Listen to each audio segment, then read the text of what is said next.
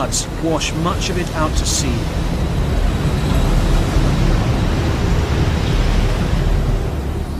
Along with millions of tons of topsoil.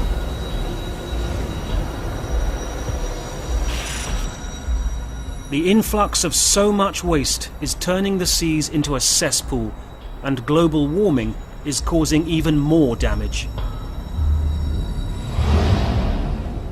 If you're warm everywhere on the planet, nothing drives air, nothing drives the oceans. At the end of the Permian then, we've heated the planet to the point that ocean currents stop. Once they stop, you start losing oxygen. Warm water holds less oxygen than cold water. And once oceans lose oxygen, you start killing things. As the sea loses oxygen, life is smothered.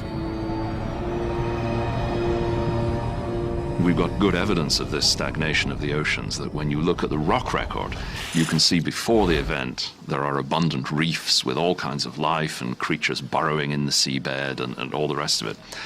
After the crisis, the rocks go black. This is evidence that the oceans had become poor in oxygen, they'd become stagnant. There's no group of animals or plants that's unaffected.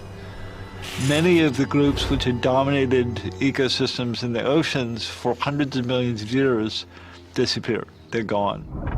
The ocean floor is littered with the remains of the dead. Only bacteria remains. As the ocean changed from oxygen to oxygen-free, the microbial content changed from the friendly microbes, which are sort of life-neutral to us, to a totally different group. This different group produces hydrogen sulfide. Hydrogen sulfide is a very toxic gas. If we start increasing it into the atmosphere, you can kill off land life, and this really seems to be what happened. The hydrogen sulfide acts like a chemical weapon. Winds circulate the poison gas worldwide. Animals are killed in great swathes. But one creature proves resistant to these lethal clouds. Reptiles like Proterosuchus may have been immune to the effects of this toxic gas. A new experiment's taking place by Mark Roth of the Fred Hutchinson Cancer Institute in Seattle has been showing that a reptile can survive a much higher level of hydrogen sulfide than a mammal can. It turns out that cold-bloodedness protects you against the H2S, the hydrogen sulfide. And so it is time to take on the king of the jungle. A weary Gorgon approaches the watering hole. Just a few generations ago, Gorgon would have had the size and weight advantage in this match.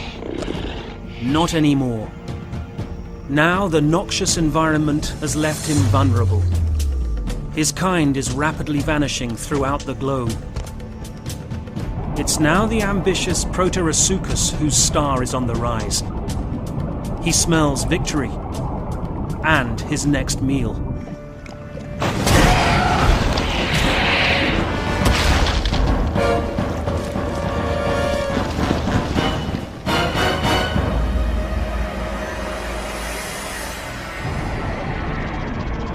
Proterosuchus and others like him are becoming top carnivores.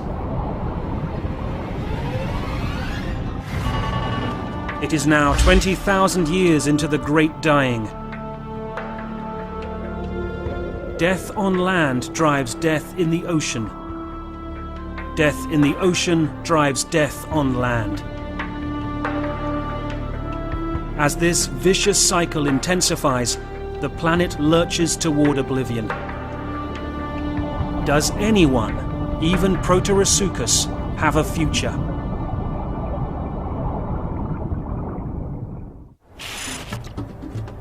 The valley was full of bones, and lo, they were very dry. Ezekiel chapter 37, verse 1. 150,000 years after the Great Dying began, the Siberian lava flow that launched the greatest mass extinction ever known on planet Earth is now a mile deep, enough to encase 4 Empire State Buildings stacked one on top of another.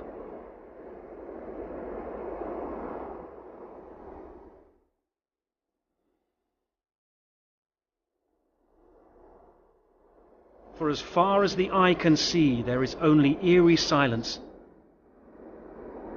The lush forests gone. The refreshing streams gone.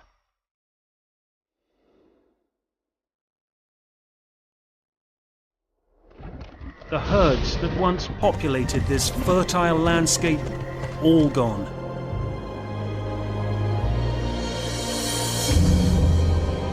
From space, there's no green, there's no plants, there's just this huge landscape of rock. From this wound at Ground Zero in Siberia, death has spread around the world.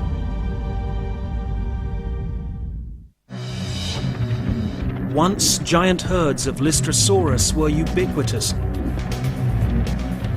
Now, only a lucky few persevere.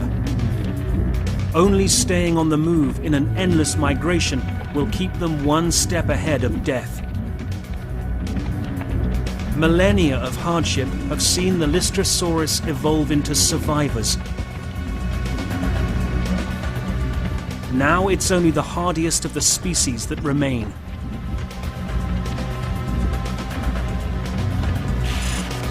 They are smaller than their ancestors. They can go longer without food and water. And their survival instincts are razor sharp. Here in what is now Egypt, this band of migrating Lystrosaurus find a hidden treasure. Any fresh water in this arid desert world is worth fighting for.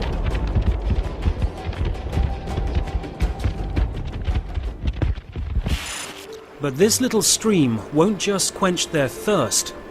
It's about to change the destiny of their species and the history of life on Earth. Because another herd has been drawn to this very spring.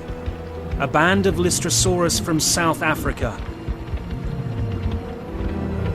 Both groups have evolved along parallel tracks, adapting to desert conditions, lower oxygen, foul air, and scarce food. Interbreeding will make this species even tougher. A new generation, with the best genes from both families, will survive the great dying.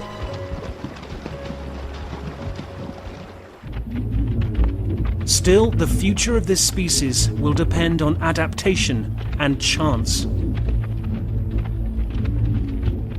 There's a question of luck and design happening at two levels. They were lucky to survive, but then the ones that went on to rebuild the ecosystems, they also had good adaptations that fitted them to the future. So people need to separate those two aspects. How do you get through the crisis, and then what do you do afterwards? Their cousins, the Dicynodons, haven't been as lucky.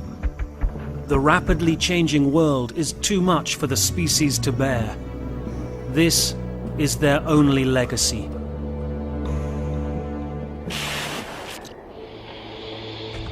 Sadly, the former master has come to a somber end.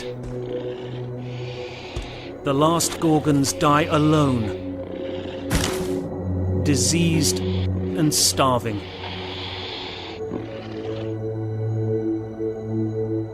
The proud, ferocious line of the Gorgonopsian is now extinct, never to return.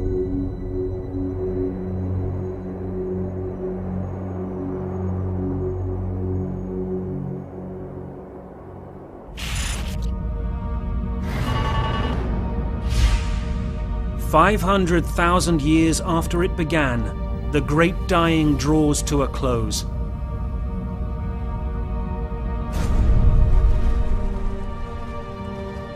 The Siberian traps poured over 2.5 million square miles of lava onto the Earth's surface. Enough black basalt to cover over 3/4 of the US, several miles deep.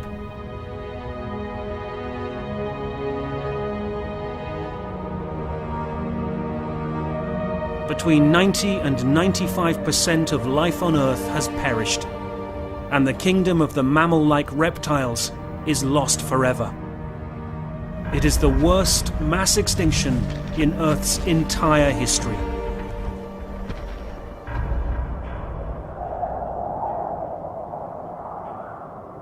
There's no ecosystem on Earth that's unaffected. There's no group of animals or plants that's unaffected. The end permanent extinction is about twice as severe as any other mass extinction that we have in the last 600 million years. But as a testament to how resilient life really is, even this was not enough to drive all animals into extinction. Can these hardy few rebuild what has been lost?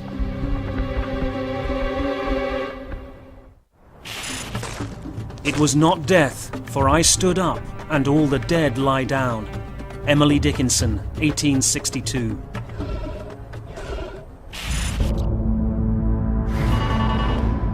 $1.2 million years after a killer volcanic episode nearly strangled the entire planet to death, only the faintest flicker of life remains. Each of those species that survived was probably driven down to just a tiny little castaway surviving population. So those survivors were lucky in a sense, but they had a pretty grim time for a long time afterwards as the Earth recovered.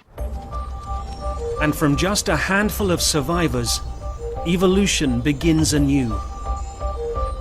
But life's comeback won't be an easy journey. The world they've inherited is hostile when compared to the tropical wonderland of the Permian period. As we study the early Triassic, 5 million years or so after this event, it took an awful long time before life even began to get better.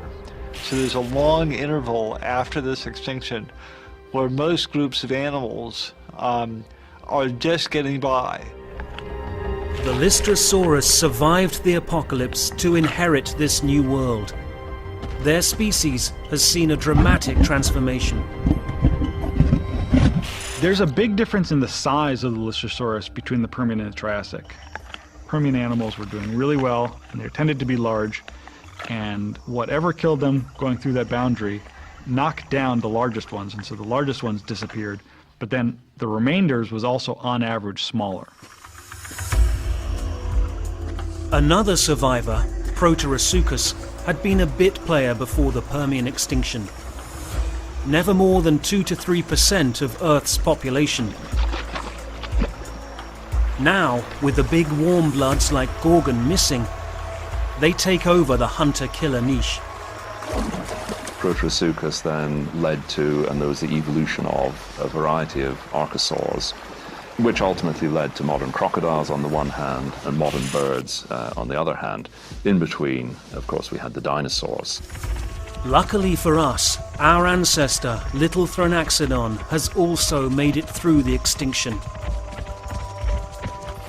Thronaxodon is a key animal because now, looking back, that was nearest to our ancestor of all the survivors. Thronaxodon had the right stuff at the right time to ensure not only its own survival, but the future of all mammals, including the human race.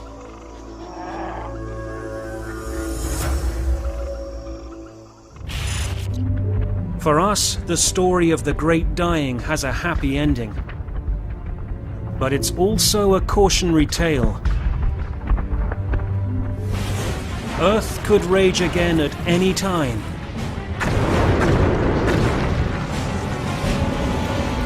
Unleashing a slow, relentless stranglehold on our planet. The key question for us is, would we have the right stuff to survive a mass extinction? Or like the once mighty Gorgons, would evolution leave us in the dust?